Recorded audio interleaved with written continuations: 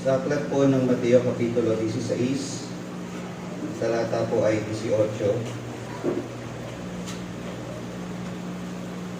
At sinasabi ko naman sa iyo na ikaw ay Pedro, at sa ibabaw ng batong ito ay tatayo ko ang aking iglesia, at ang mga pintuan ng Hades ay hindi magsisipanaig laban sa kanya. Pagpapala po sumating sa kanyang pagkarinig ng kanyang banal na salita. Good morning po mga kapatid.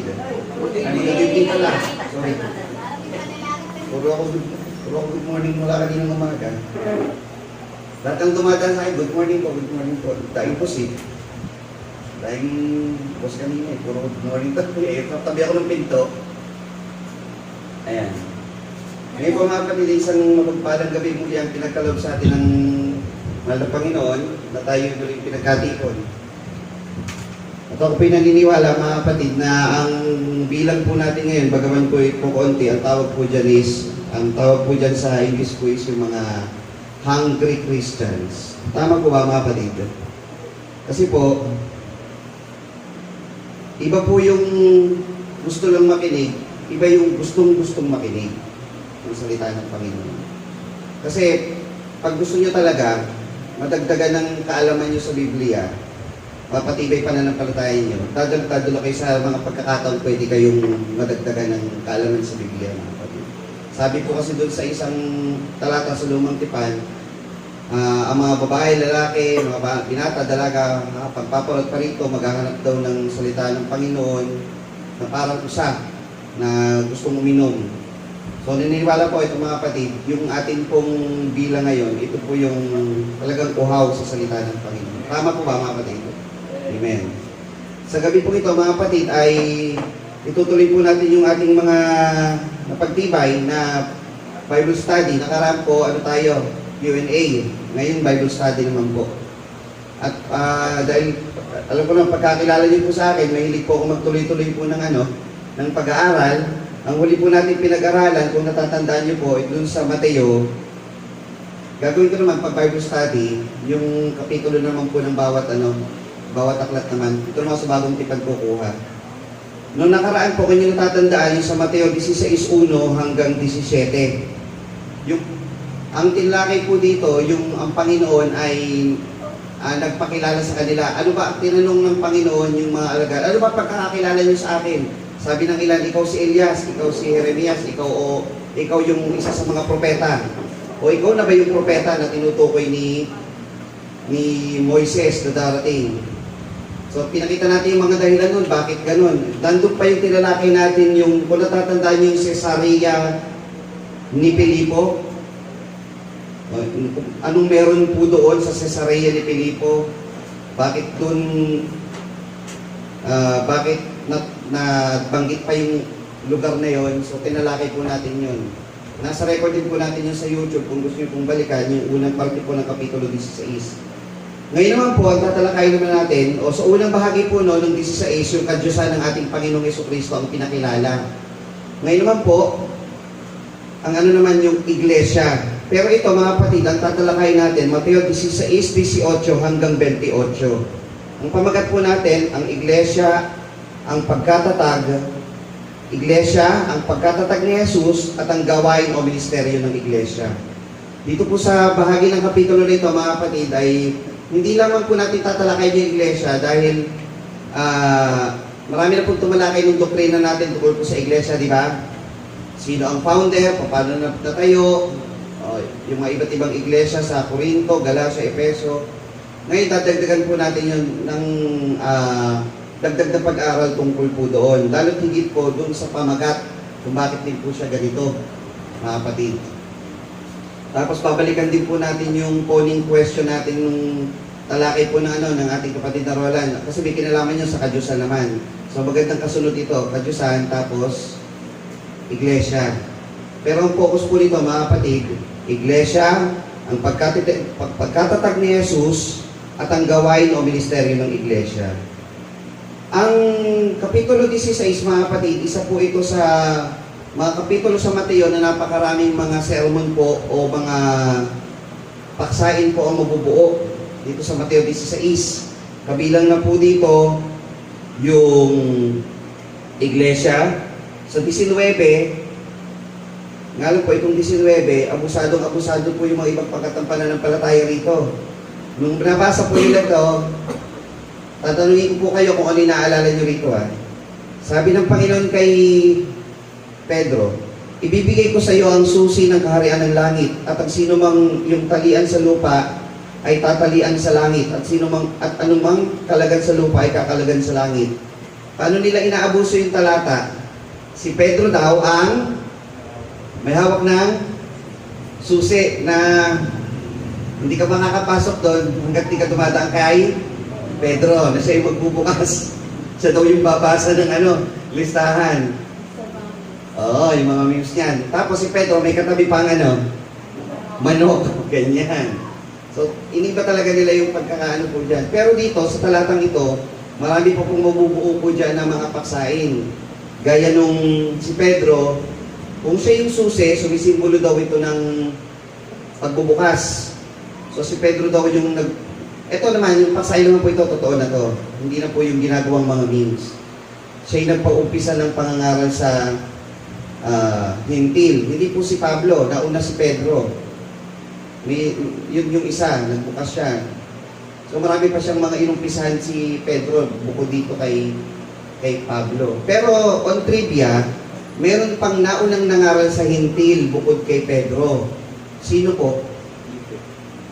Hindi, may nauna pa. Bukod kay Pedro, may nauna pa na nangaral sa Hintil ng maramihang pangangaral. Pangmaramihan. Sino po? Bukod sa Panginoong Jesucristo. Juan Bautista, may nauna pa doon. May mas una pa. Si Jonas. Si Jonas po, nangaral sa Ninive. Ang Ninive, hindi parte ng Israel. So technically, nangaral po siya sa Hintil. Pero ang pangangaral ni Jonas doon ay sa pagsisisi lamang. Ang pinapatunayan kasi dito na kagaya ng kay Pedro, pangangaral sa kaligtasan na. Pero pag salitang pangangaral lang, nangaral si Jonas doon sa Hintil o sa hindi panalig sa Israel. So 18, alam niyo mga kapatid, bibigyan kayo ng konting background kay Pedro. Si Pedro, madalas po siyang sumagot na unang-una sa lahat ng tinatanong ng Panginoong Hesus. Meron siyang karakter na ganun. Pag nagtanong ang Panginoong Hesus, sagot agad si Pedro. Ito agad. Laging mali ang sagot po niya. Sa isang pagkakataon, tumama po siya. Dito sa 17. Tanong muna ni Jesus sa 16. Sa 15. Kanyang sinabi sa kanila, tatapat ano ang sinasabi niyo kung sino ako? At sumagot si Simon Pedro at sinabi, ikaw ang Kristo, ang anak ng Diyos na buhay. At sumagot si Jesus at saka sinabi, mapalad ka, Simon Barjonas, sapagkat hindi pinahayag sa iyo ito ng laman at ng dugo, kundi ng aking Ama na nasa langit. So tumama din sa wakas itong si Pedro. Ang unang pangalan ni Pedro, Bible study po ito mga kapatid, Simon. Ang ibig sabihin ng Barjonas, yung Bar, anak na lalaki. So pag Barjonas, anak na lalaki ni Jonas. Kaya pag Barnabas, anak siya ni Nabas na lalaki. Barnabas. Ganon. Pag sabi Barabas, anak ni Abbas, Bar. Ganun po. Siya. Kaya ibig sabihin ng Barjonas. May sa English naman yan, Ben. Kaya Jesus, Ben Joseph. Anak ni Jose. Ben. Ganun. Pag babae, Bethsaida. Anak na babae, Beth naman. So pag may nakita kayong Barjonas, anak na lalaki ni Jonas. Hindi po ni Jonas na sa Ninive, ibang Jonas po ito. Maraming magkakapangalan kasi doon. Ngayon, sapagkat hindi pinahayag ito sa iyo ng laman at ng dugo, kundi ng aking Ama na nasa langit. At sinabi ko naman sa iyo na ikaw ay Pedro. Sa pagkakataong ito, pinalitan na ng Panginoon ng pangalan si Simon na pangalang Pedro. Ang ibig sabihin ng Pedro, bro yung dito sa yung compare. Yan. Tapos doon mo ng konti. Yan. Control, palitin mo ng konti yung letra.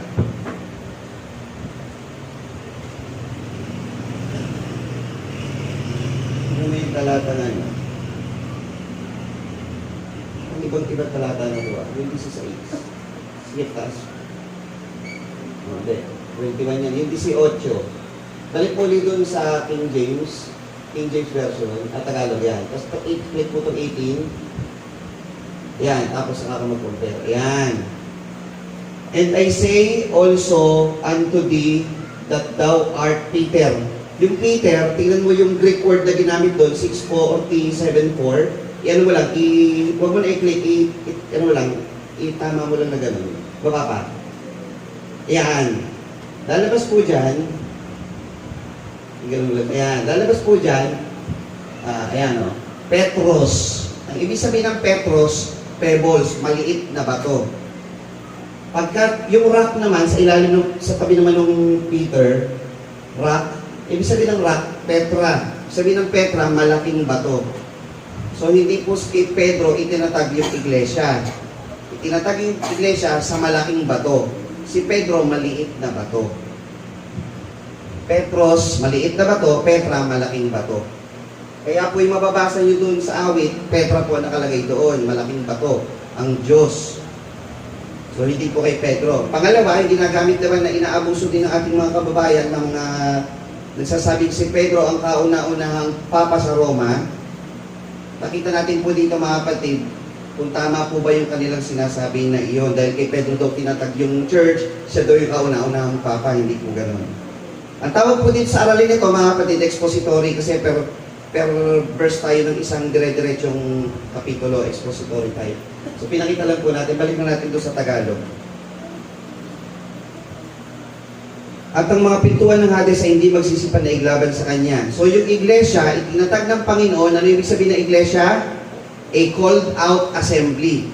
Mga tinawag na mga tao upang magsama-sama sa isang paglilingkod o sa isang gampanin o sa isang ministeryo, which is towards God. Church. So ang church po, hindi itong kapilya, kundi yung tao, kalipunan ng mga tao na nagsasama-sama ng mga tinawag. Yan, yun po yung iglesia. So saan pupunta? Sa church. Bakit? Umalis ka ba ng church? Baka sa chapel, sa kapilya. Ba? O, nakuha yung tamang termino po, mga kapatid. Saan pupunta? Doon sa church. Bakit? Umalis ka ba sa church? At pumupunta sa church? Baka sa chapel, sa kapilya. Saan ka pupunta? Sa kapilya.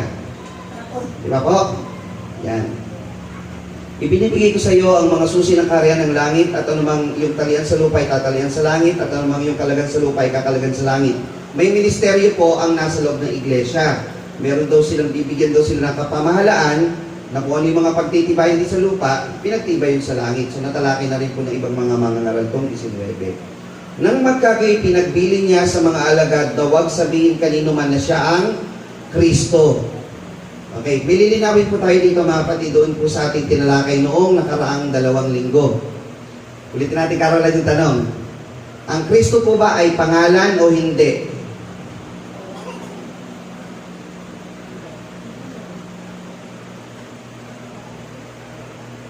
Ayon po sa pagkakaintindi natin nung huling Bible study, ang pangalan, ang Kristo po ba, salitang Kristo ay pangalan o hindi? Who says, yes, pangalan. Who says, no, hindi pangalan. Okay. Ganito po kasi yun. Isa lang kasi yung ginamit natin salita, which is word, na pangalan. Ang pangalan kasi maraming klase. May tinatawag tayo na given name. Sa panahon natin ngayon, may tinatawag na birth certificate name. O yung given name mo sa kapanganakan. Ang binigay sa kanya doon sa Mateo 1, nung anghel, nung siya ipinanganak, Mateo 1, di ba pinagsabihan po siya nung anghel si Jose? Ano po ibibigay na pangalan sa Panginoong Jesucristo pag siya ipinanganak? Sabi doon, at siya'y manganganak ng isang lalaki at ang pangalan itatawag mo sa kanya ay Jesus. Ano ibig sabihin ng salitang Jesus? 1:21.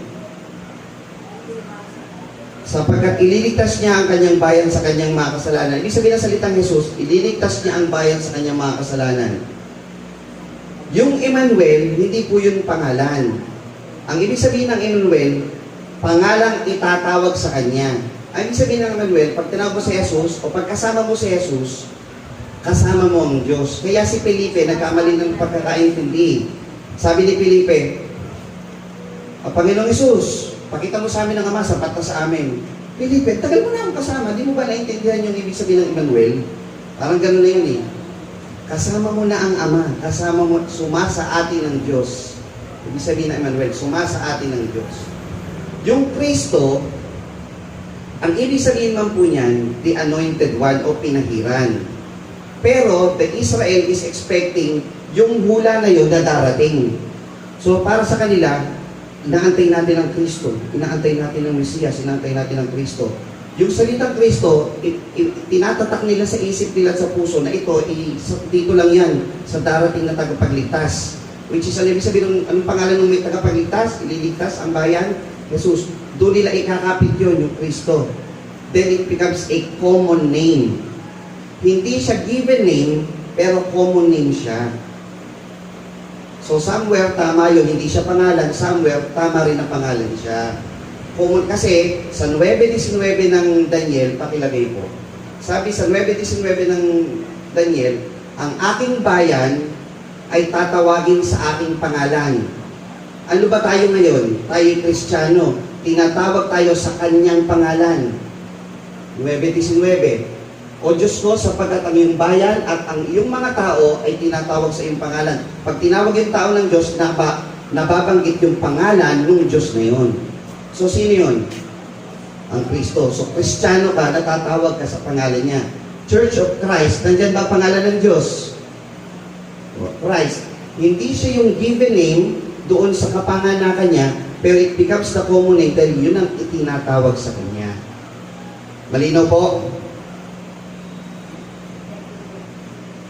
Hindi yung Christ is not parang sa atin, hindi siya birth certificate name.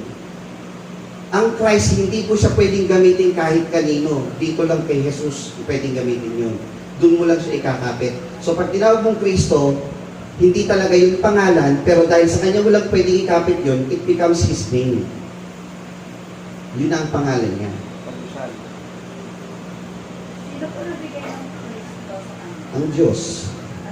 Sabi po dito sa 1:16 ng Mateo, at manganganak at naging anak ni Jacob si Jose, asawa ni Maria na siyang nanganak kay Jesus na siyang tinatawag na Kristo. 18. At pagkapanganak nga kay Jesu Kristo, because the Israel is waiting for the Christ to come. Hindi naman nila iniisip yung pangalan ng Jesus. Kanino lang ba pinangalan yung Jesus, binigay yung Jesus? Kay Jose at kay Maria. Walang alam ang mga Israel doon sa salitang Jesus, maliban ang ipinakilala siya nung pinanganak na. Ang expected ng buong Israel is yung Christ. Kasi nagbabase sila ng lumang tipan eh. Sa lumang tipan sa Hebrew, they're waiting for the Messiah. Naghihintay sila doon sa Mesiyas. So, sino ba yung Mesiyas? Sino ba yung Mesiyas? Sino ba yung sa Greek? Sino ba yung Kristo? Sino ba yung Kristo? Eto, dumating na. Yan. Kaya yung mga tao, siya na ba ang Kristo? Siya na ba ang Kristo? Hindi nila alam yung pangalan ng Jesus noong una eh.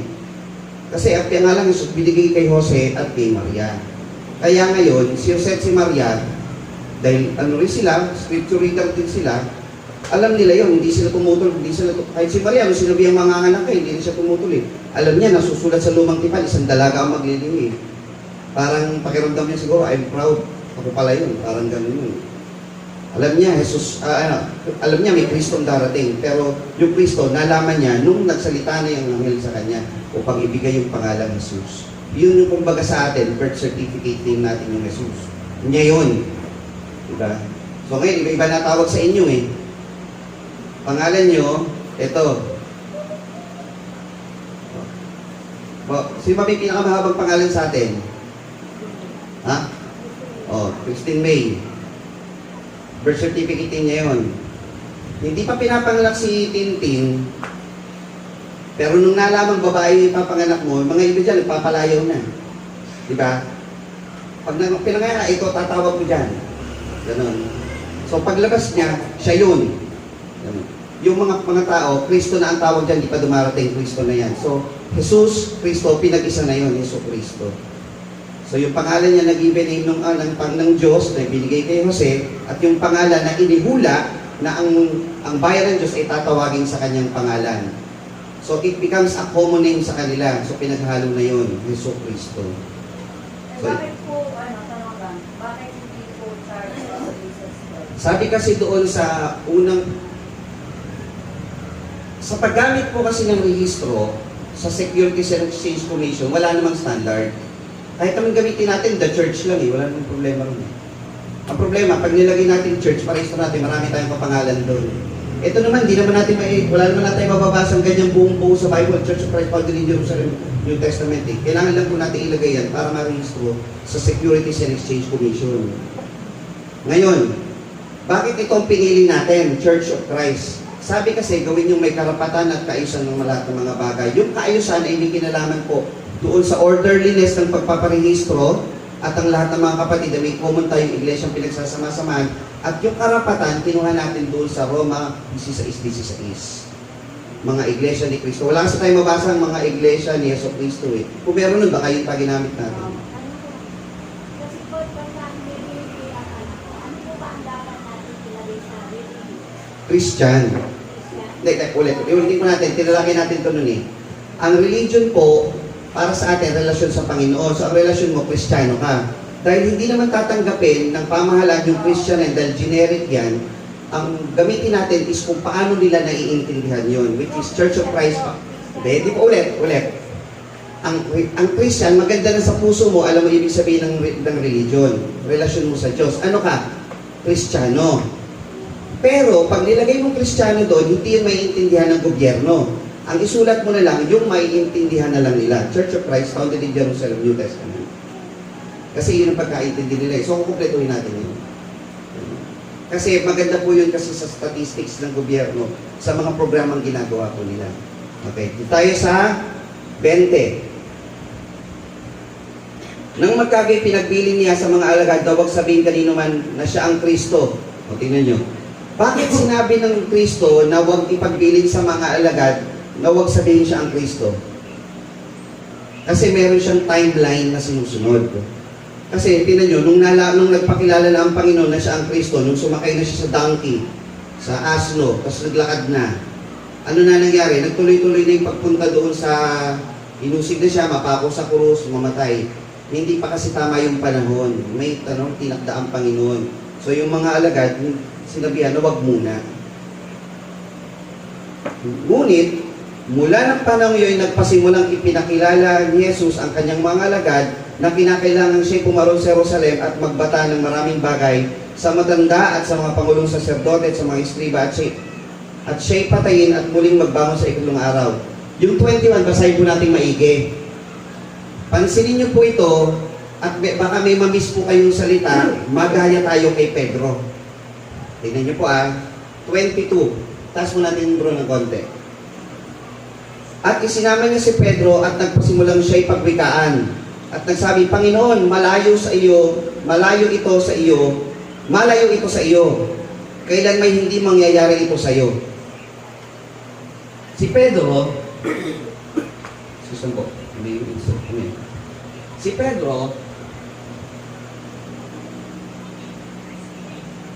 meron siyang concern sa Panginoong Yesus. Tama po ba?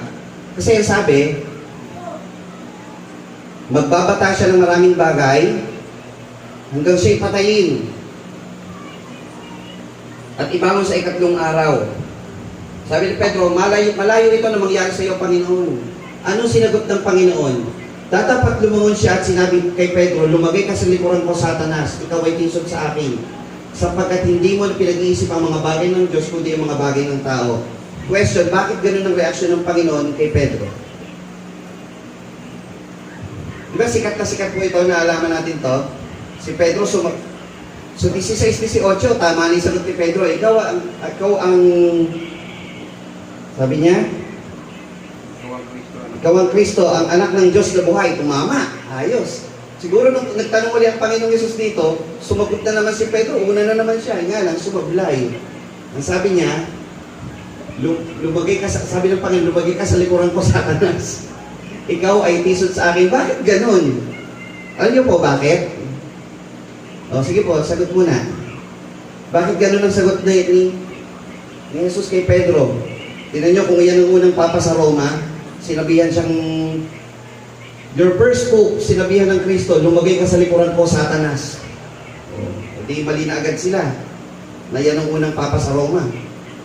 Dahil hindi naman talaga totoo yung mga pope na ganyan, hindi naman talaga ano. O bakit po ganun? Kasi si Pedro, ano po yan? Alam niya na siguro na, alam kasi ng Panginoon kung ano yung mangyayari. Kaya siguro sinigyan siya ng Okay. Tama din po. In particular, tingnan natin yung 21. Balik po natin sa 21. Ang tawag po dito sa style na to, return. Sa 21, sabi ng Panginoon kasi, kinakailangan siya pumaroon sa Jerusalem, that's number 1. Magbata ng maraming bagay. Ibig sabihin na magbata, magtiis. Sa maraming bagay sa matatanda, mga pangulong saserdote at sa mga eskriba. Pang-apat, siya'y patayin. At pangatlo, patayin. Pang-apat, muli ibangon sa ikatlong araw. Si Pedro, tumingin lang dun sa first 3. Ang tinignan lang niya, gusto niyang protektahan ng Panginoon na huwag siyang maparoon sa Jerusalem, magbata, patayin. Hindi niya naintindihan, hindi niya na kumpleto yung sinabi ng Panginoon na muling ibangon sa ikatlong araw. Babangon naman siya eh. Ang tao, karaniwan po kasi sa atin, kaya po hindi nagiging matibay sa pananampalataya. Alam niyo mga kapatid, nakatingin lang doon sa paghihirap. Naniniwala po kayo. Dalilimutan yung pangako ng Panginoon na tayo bubuhay niya pagdating ng panahon na tayo mabubuhay sa buhay na walang hanggan. Pag ang pag-iisip mo nandito lang, matitisod talaga tayo eh. Babagsak tayo, puro hirap lang iniisip mo. Ang dapat isipin mo, normal nating dadanasin yan. May pagkabuhay na maguli. Si Pedro, bakit gusto mong pigilan yung ministeryo ko? Ang ministeryo ko, kumpletuhin to dahil ang misyon magkaroon ng pagkabuhay na maguli.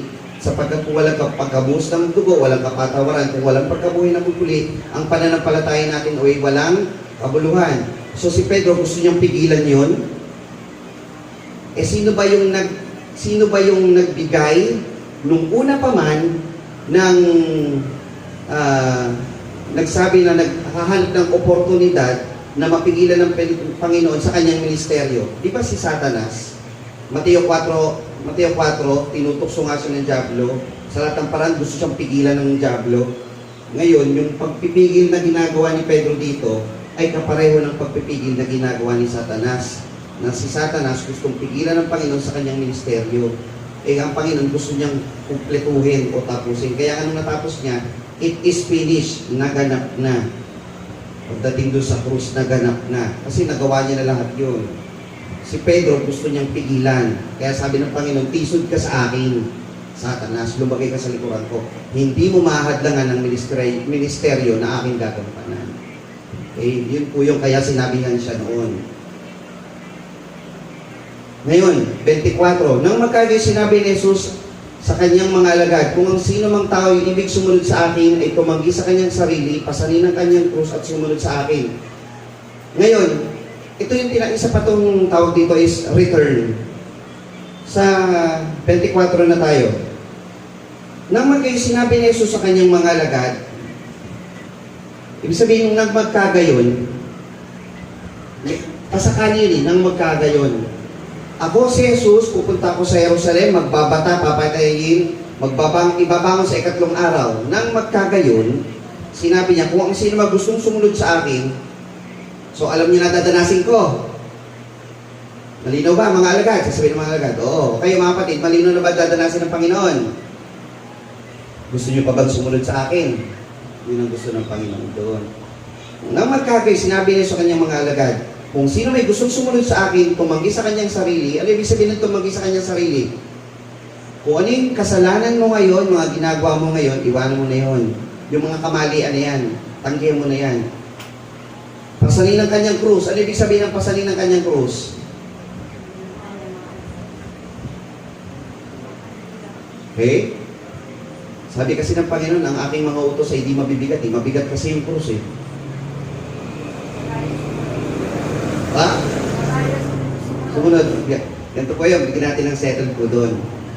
Noong panahon na yon, ang krus kasi is tinatawag na capital punishment. Pag sinabing kamatayan, anong punishment sa isang tao pag kamatay noon? Ipako sa krus. Ang sino mang gustong sumunod sa akin, tanggihan ang kanyang sarili, iwanan mo yung masama mong ginagawa, at kailangan mong mamatay. Paano ka mamamatay? Ako'y napako sa krus kasama ni Kristo at hindi na ako ang nabubuhay sa akin, kundi ang Diyos na nabubuhay sa akin. Paano ka mamamatay? Sa pamagitan ng bautismo, mapanganak ka muli, ililibing mo yun eh. Kailangan yung capital punishment, mapasama ka doon. Dahil sa sobrang dami ng kasalanan mo, mapasama ka doon sa krus ng Panginoon. At sumunod ka sa akin. Hindi ka kasi makakasunod sa Panginoon nang hindi mo pa siya tinatanggap bilang iyong Savior. Iwanan mo yung kamalian mo, sumamba ka sa Panginoon, maging mananampalataya ka, pasanin mo yung kanyang krus, makisama ka sa kanyang kamatayan, saka ka sumunod sa Panginoon. Ang ginagawa kasi ng mga tao, sumusunod na lang, gawa ng mabuti, hindi na umaanib. Para sa kanila, sa pamagitan ng kanilang sariling mga pagsisikap, maliligtas sila. Hindi po ganon. Iwawalat ko ang kabutihan ang kabaitan ng mababait. Kailangan may pananampalataya ka. Hindi pwedeng, gawa ka lang ng gawa, kailangan may pananampalataya ka. Ayan. Sapagkat ang sino mang mag-ibig iligtas ang kanyang buhay ay mawawalan nito, at ang sino mang mawala ng buhay dahil sa akin ay makakasumpong niyaon. Pag nawala yung buhay mo, masusumpungan mo na ang buhay sa Panginoon.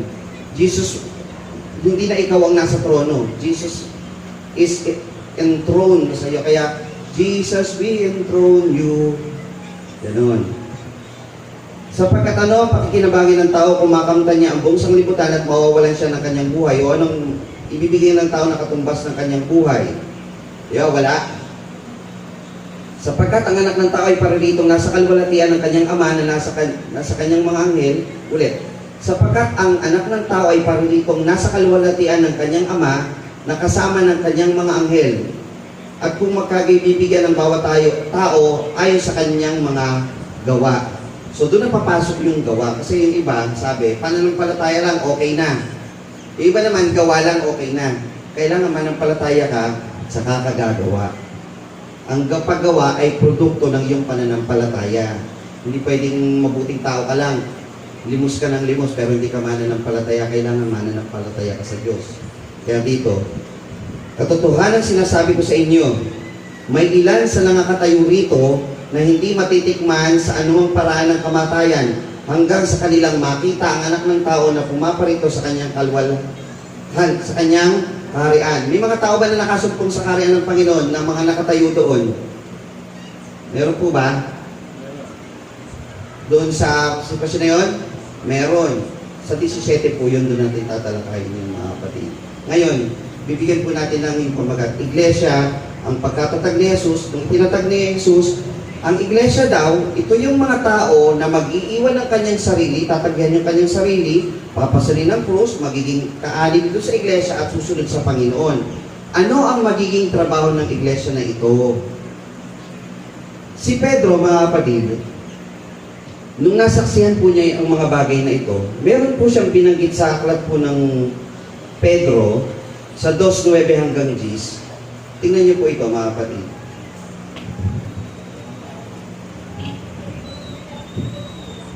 Unang Pedro 2:9, datapot kayo isang lahing hirang,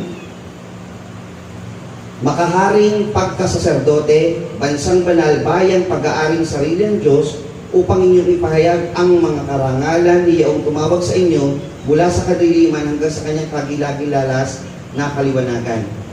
Ganito po mga kapatid, kasi yung pagtalakay ng iglesia, madalas na po natin naririnig, may dadagdag lang po ko sa pagtatapos.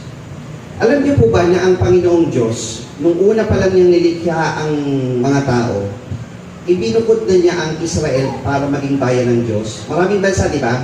Ang Israel, kung lahat ng kulay dyan black, may nag-iisang white dyan na kulay.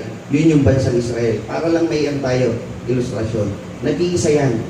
Itong Israel na ito, mga kapatid, inihula po ito sa aklat po ng Exodo 19.5. Pakilagay po, Brother Noel. Exodo 19.5. Bible study naman po. Ito na lang. Exodo 19.5. Kayo'y magiging isang kaharian ng mga saserdote sa akin, isang banal na bansa. Ito ang salita ng inyong sasalitaan sa mga anak ng Israel. Yung Israel daw ay magiging bayan saserdote ng Panginoon. Ano ba ang trabaho ng saserdote? Siya ay tagapamagitan mula sa mga tao at sa Diyos. Yung mga tao, lahat ng mga bansa, ang Israel ang maglalapit nun sa Panginoon. Yun ang trabaho ng Israel. Yun nga lang, yung Israel, di ba, nagkasala. Hindi na buong Israel ang naging saserdote, ang kanalang ni Levi. Natatandaan nyo? Sa 12 tribes of Israel, ang kanalang ni Levi. Fast forward tayo sa panahon ngayon. Sa panahon ngayon, ginampanan ng Panginoon yung pagiging saserdote. Ang sabi doon sa Timoteo, siya yung naging saserdote magpakailanman. Siya yung naglapit sa mga tao sa Diyos, ang Panginoong Jesucristo. Pero dito sa Pedro, ang sinabi ni Pedro sa unang Pedro 2.9, tatapwat kayo isang lahing hirang, isang makaharing pagkasaserdote.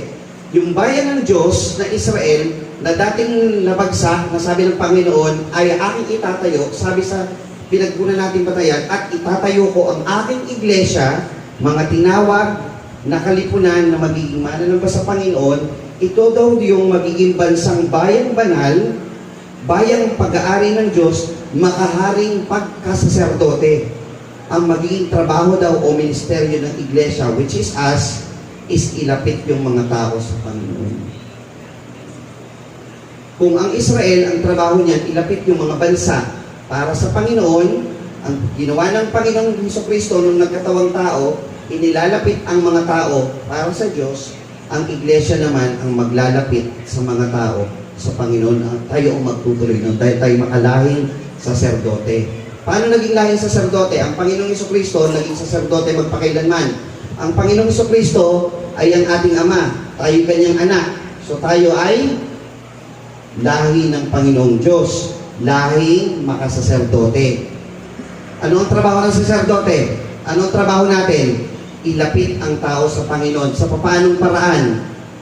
Tanggihan ng ating sarili, pasanin ng krus, be baptized in the name of Jesus Christ, at gawin yung mga trabaho na binibigay ng Panginoon para mailapit sila. Yung mabubuti nating gawa, ipapakita natin sa tao upang sila ay mailapit sa Panginoon. Luwalhatiin ng Diyos sa pamagitan ng ating mga gawa. So yun po yung kabuuan nung Mateo 16:18 hanggang 28. Parang simple lang kasi siyang usapan, mga kapatid, sa Mateo 16. Pero isang malaking pagpapakita na may ministeryong gaganapin yung iglesia pagdating ng panahon na ito'y matatag. Kaya nung Panginoon ay nagsabi, itatayo ko ang aking iglesia, sinabi doon sa Gawa 1:8, pakilagay po, sabi doon sa Gawa 1:8, mula sa Jerusalem, Samaria, Judea, hanggang sa kahuli-hulihang hangganan ng lupa.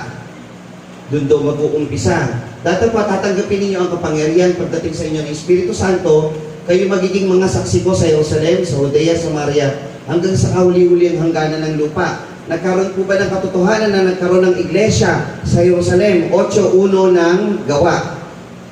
Babalikan niyo lang, 1:8, yun yung 8:1. Sabi po doon, at si Saulo ay sumang-ayon sa kanyang pagkamatay po ni Esteban sa Kapitulo 7. At ng araw na yun, nangyari ang isang malaking pag-uusig laban sa iglesia na nasa Jerusalem. So, nagkaroon ba ng iglesia sa Jerusalem? Nagkaroon. Church founded in Jerusalem, and then in Judea, in Samaria, hanggang sa kahuli-huli hangganan ng lupa, hanggang sa nakarating po sa atin. So itong mga to, pagdating po sa 4, talatang 4, 8:4, At ang mga nagsipangalat nga ay nagsipaglakbay na ipinangangaral ang salita. So nakarating po sa atin dahil ipinangaral po yung salita ng Panginoon. So yung bayan ng Diyos na tinatawag sa kanyang pangalan, which is Church of Christ, nakarating po sa atin, tayo po ang magtutuloy ng pangangaral ng salita ng Panginoon upang ganapin yung pagiging lahing saserdote, lahing pag-aari ng Diyos upang ilapit ang tao sa Panginoon. And we all have our own parts. So, handa ba kayo mag-function, mga kapatid? Na meron pala tayong mga gampanin sa iglesia. Huwag po kayong panghihinaan ng loob kung minsan konti tayo. Ang importante, nandun kayo. At sa onti na yan, sa maliit na yan, may isa ka lang makausap na mapaanib. May isa ka lang masyaran, mataniman ng salita ng Panginoon. Nakakaganap ka ng ipinabutos ng Panginoon. At ang Panginoon ay naluluwalhati sa kanyang kinalalagyan. Nagaganap natin ng utos ng Panginoon. Kaya babalikan po natin ang ating pagsambatayan. May pangako po ang Panginoon at dito po tayo magtatapos. 16-18. Ito naman ang pangako ng Panginoon na ibinigay dun sa iglesia habang kayo'y nandito sa loob ng iglesia at ginaganap ang kanyang kalooban. Sinasabi ko naman sa iyo na ikaw ay Pedro at sa ibabaw ng batong ito ay itatayo ko ang aking iglesia. Kayo ba ay pag-aari ng Diyos? Aking iglesia, di ba sabi? Bato, tayo nakatayo o nakatatag sa matatag sa bato. At ang mga pintuan ng Hades ay hindi magsisipanay laban sa kanya. Iyon po yung pangako. Kayo po ay pag-aari ng Diyos, hindi magsisipanaig ang Hades laban sa atin. Hindi tayo mapupunta sa kapahamakan hanggat tayo ay nasa piling ng Panginoon. So manatili tayo sa iglesia ng ating mahal na Panginoon, manatili tayo sa binibigay ng Panginoon na trabaho sa atin at ang patnubay ng Diyos ay ibibigay din po sa bawat sa atin. Muli, isang magandang gabi sa inyo lahat. Purihin ng ating mahal na Panginoon. Pinabalik po natin sa ating patnubay.